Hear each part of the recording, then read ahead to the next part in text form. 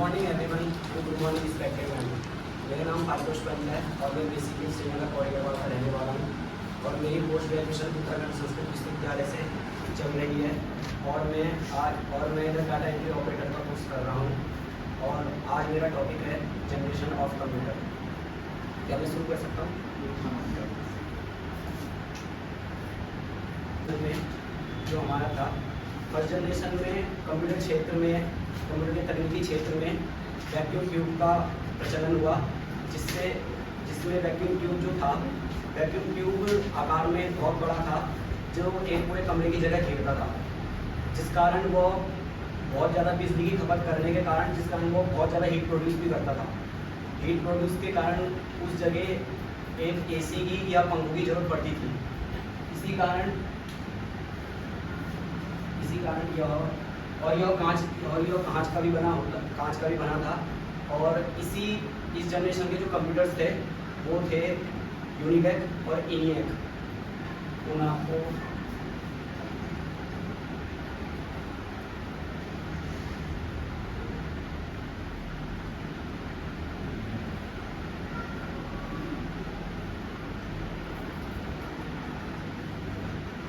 और यूनिवेक की कोई फुल बता सकते हैं? Universal automatic computer. यूनिवेक की जो फुल फॉर्म है यूनिवर्सल ऑटोमेटिक कंप्यूटर और जो इनिएक की फुल फॉर्म है वो है electronic numerical integrated automatic computer.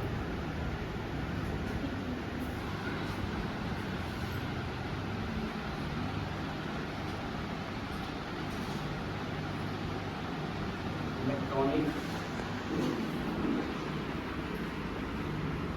Numerical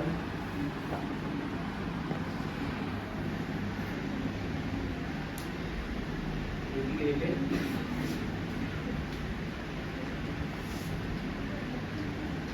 automatic computer.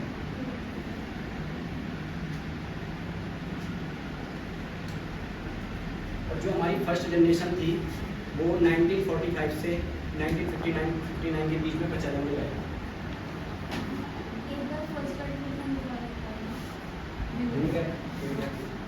Universal automatic computer.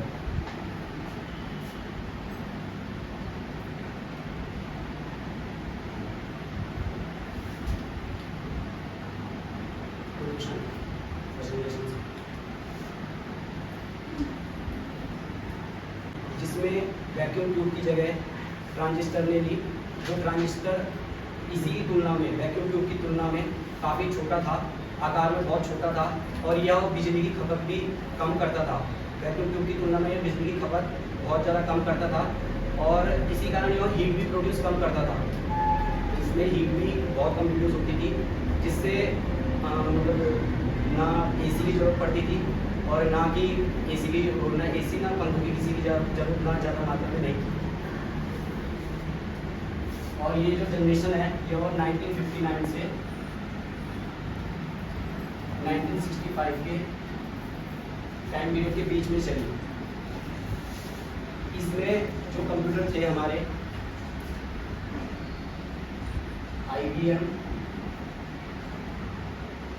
और यूनिवेक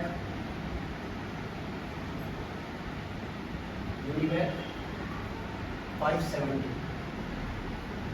यह दो कंप्यूटर इस पीढ़ी में रहे और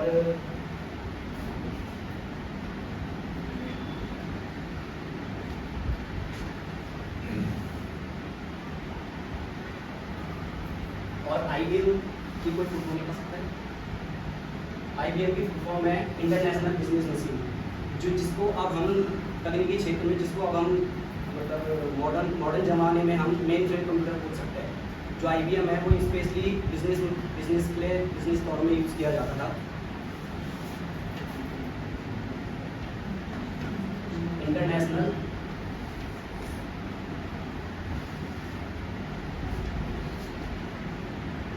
बिजनेस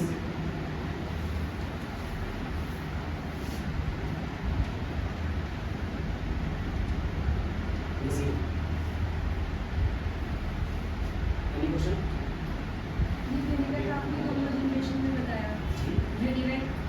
उस तरीके के बने होते थे। वैक्यूम ट्यूब कुछ बल्ब के आकार का था, जैसे जो पुराने बल्ब थे हमारे उस आकार का वैक्यूम ट्यूब हुआ करता था, और ये कांच का बना हुआ।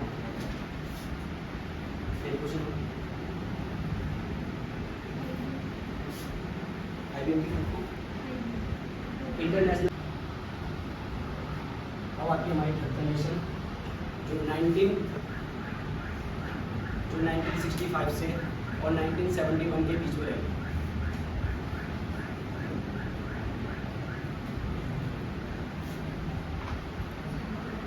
जो 1971 के बीच में रही, और इसमें ट्रांजिस्टर की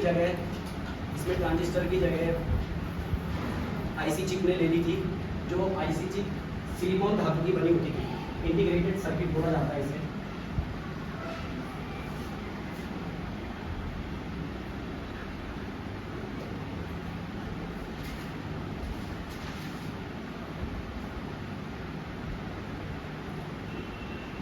इंटीग्रेटेड सर्किट, और इस इंटीग्रेटेड सर्किट को डिस्कवर जेएस किल्बी के द्वारा किया गया था।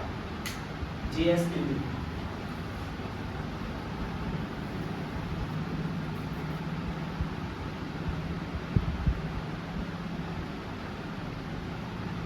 यह सिलिकॉन धातु की बनी होती थी, और यह सिलिकॉन चिप के नाम से भी जानी जाती है।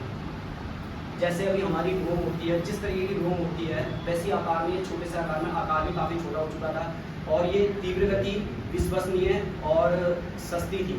जो मतलब जिसको हम एक तरीके से, जिसमें 1000 ट्रांजिस्टर जुड़े होते थे, उसको मिला के एक आईसी चिप बनती थी।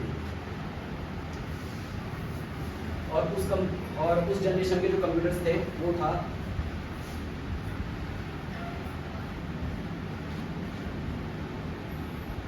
माइक्रेन,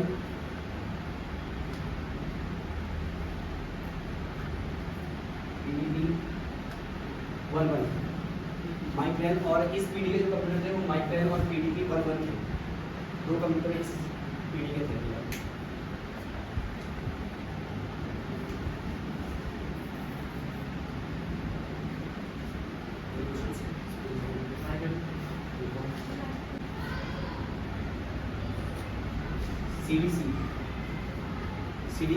सीडीसी कंप्यूटर की जो फुल फॉर्म है कैप्चर डिलीटेड डाटा।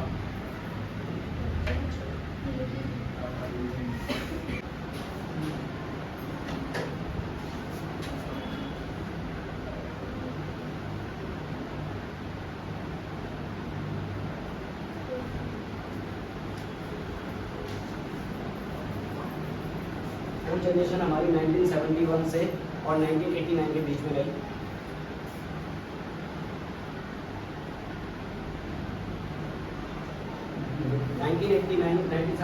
से 1989 के बीच में रही, जिसमें VLSI तकनीक का यूज़ किया गया, very large scale integrated circuit, VLSI।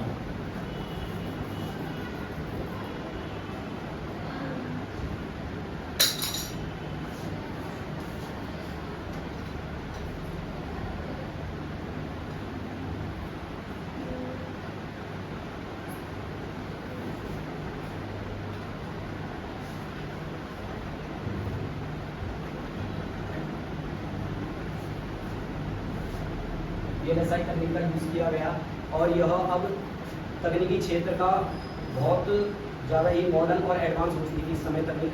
और इस समय 2 हाई लेवल लैंग्वेजेस का भी 2 से 3 हाई लेवल लैंग्वेजेस का उपयोग किया गया था, जिसमें बेसिक, फॉरट्रैन और कोबोल,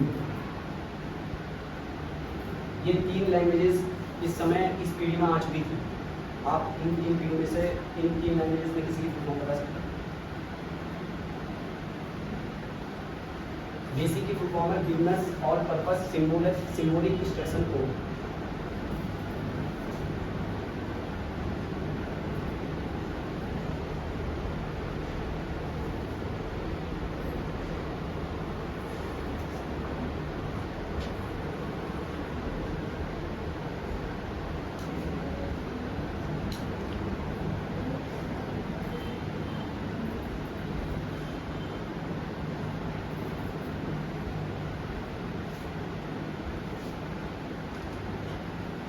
और फॉरट्रैन की फॉर्मूला ट्रांसलेशन, और कोबोल की थी कॉमन ओरिएंटेड बिजनेस लैंग्वेज।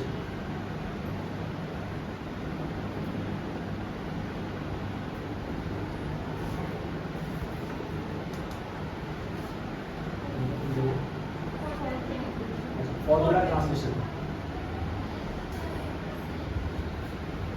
इस समय मल्टीमीडिया और हाई स्पीड नेटवर्क भी आ चुका था कंप्यूटर के तकनीकी क्षेत्र में।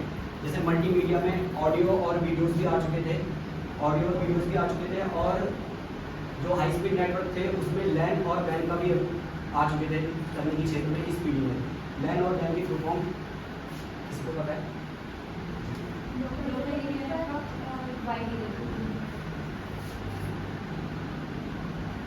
लैन और वैन।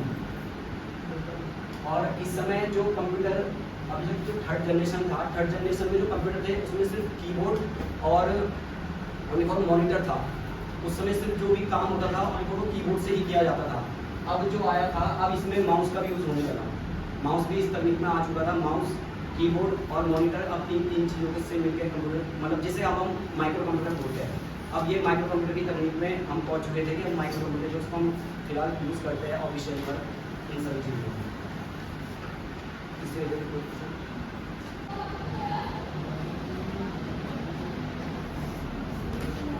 अब आती है फिफ्थ जनरेशन जो 1971 से और 1989 से प्रेजेंट टाइम तक जो चल रही है अब हमारी। इसमें हमें यूएलएसआई तकनीक का प्रयोग किया गया। इस ULSI ultra large scale integrated circuit,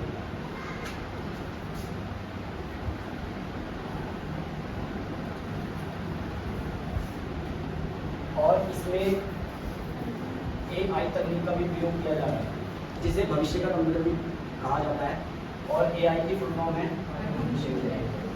और इसमें जो इसके उदाहरण है हमारे गूगल असिस्टेंट हो गया, कॉरेटा हो गया और आपका एलेक्सा हो गया, ये सब चीज़ें इसके उदाहरण है एआई के।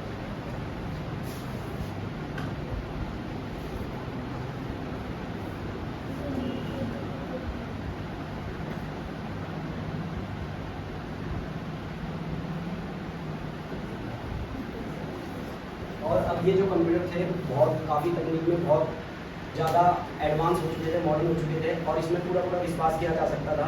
और अब इसे जो बनाना चाहते हैं, जो वैज्ञानिक बनाना चाहते हैं, वो मनुष्य के दिमाग के अकॉर्डिंग, मतलब मनुष्य जो सोचता है समझता है उसके बराबर बनाने की कोशिश की जा रही है इसके अंदर, ठीक है। और इसमें यूएलएसआई और एआई तकनीक का स्पेशली प्रयोग किया जा रहा है।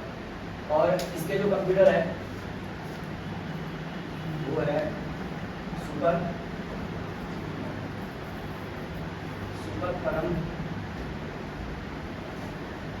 जो सुपर कंप्यूटर है वह, उसमें एक सुपर कंप्यूटर में जो पहला कंप्यूटर आया था परम 10,000 था, उसका नाम परम 10,000।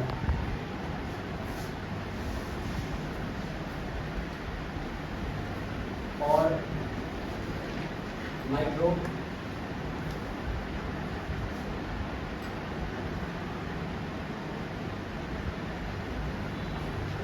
नोटपैड भी कंप्यूटर उसने दिखाया था, जो जिससे मैंने रिसर्च किया था फर्स्ट फिफ्थ जनरेशन में, उसमें नोटपैड भी एक कंप्यूटर दिखाया गया था जो अभी आजकल हम यूज़ किए जा रहे हैं। और इससे एक जो है एआई, जो फर्स्ट एआई कंप्यूटर था वो जोधपुर के आईआईटी जोधपुर में स्थापित किया गया था। First AI computer Jodhpur IIT Jodhpur में स्थापित किया गया था।